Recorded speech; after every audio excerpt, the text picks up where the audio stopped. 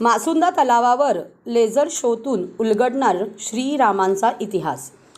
रामलल्लाच्या प्राणप्रतिष्ठा सोहळ्याच्या पार्श्वभूमीवर ठाण्यातही 20 जानेवारीला श्रीराम मंदिर प्रतिकृतीची मिरवणूक, मासुंदा तलाव येथे महाआरती व दीपोत्सव तसेच लेझर शोच्या माध्यमातून संपूर्ण श्रीरामचरित्र उलगडले जाणार आहे। हा संपूर्ण कार्यक्रम ठाणेकरांसाठी शिवसेनेच्या माध्यमातून भव्य स्वरूपात राबवला जात आहे। यामध्ये ठाणेकरांनी मोठ्या संख्येने सहभागी व्हावे असे आवाहन शिवसेना ठाणे जिल्हा प्रमुख नरेश मस्के यांनी केले आहे।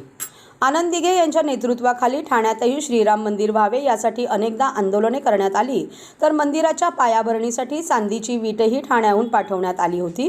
ही बाब प्रत्येक ठाणेकरांच्या दृष्टीने अभिमानाची आहे। ठाण्यातही अयोध्येत होणारा सोहळा अनुभवता यावा यासाठी विविध कार्यक्रम होत आहेत। ठाण्यातील सर्व नागरिक पारंपरिक वेशभूषेत सहभागी होऊन या सोहळ्याची शोभा वाढविणार आहेत। ही मिरवणूक प्रेक्षणीय असणार आहे। स्थापन होणार आहे। माननीय पंतप्रधान नरेंद्र मोदी साहेब यांच्या प्रयत्नांनी अशक्य असलेली गोष्ट आता शक्य झालेली आहे आणि त्यांनीच आवाहन केलेलं आहे की देशभरामध्ये दिवाळी साजरी करा।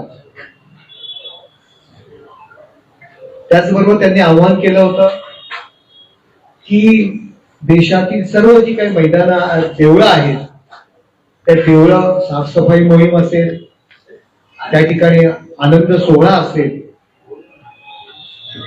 माननीय मुख्यमंत्री एकनाथ शिंदे साहेबांनी, मोदी साहेबांनी जो दिलेला कार्यक्रम आहे तात्काळ त्याचा अंमलबजावणी केली आणि आपल्या सगळ्यांच्या साक्षीने श्री कोपिनेश्वराच्या मंदिरामध्ये जे ठाण्याचं ग्रामदैवत आहे त्या कोपिनेश्वरामध्ये स्वतः त्यांनी उपस्थित राहून दुसऱ्या दिवशी सकाळीच 12 तास जात नाही त्याच्या आतमध्ये त्यांनी स्वतः सहभागी होऊन स्वच्छता मोहीम सुरू केली। तशाच पद्धतीने ठाण्यामध्ये माननीय मुख्यमंत्री एकनाथ शिंदे साहेब यांच्या उपस्थितीत राम मंदिराची, श्री राम मंदिराची जी प्रतिकृती आहे त्याची मिरवणूक ठाण्यात निघणार आहे। कोपिनेश्वराच्या मंदिरापासून ती जी मिरवणूक निघणार ती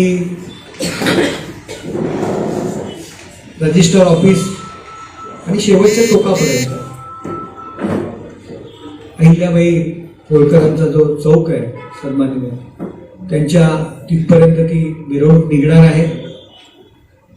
राम मंदिराची प्रतिकृती त्या मिरवणुकीत असणार आहे आणि तिचं वाजत गाजत आपण मिरवणूक काढणार आहोत। संपूर्ण देश राममय झालेला आहे, पूर्ण जग राममय झालंय। ज्या ज्या ठिकाणी आपले भारतीय आहेत हे राम मंदिर व्हावं म्हणून दिघे साहेबांनी सुद्धा चांदीची वीट प्रथम अयोध्येला पाठवली होती आणि त्यामुळे हे राम मंदिर होतंय हा प्रत्येक ठाणेकराचा सुद्धा त्या सोहळ्यामध्ये सहभागी होता यावं याकरता आपण हा सोहळा आयोजित केलेला आहे।